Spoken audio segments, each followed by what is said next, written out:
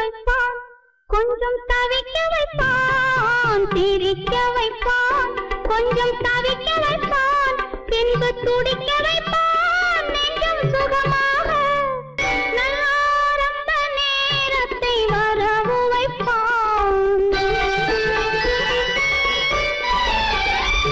தன் அனுபவ ஞானத்தை செலவழிப்பான்.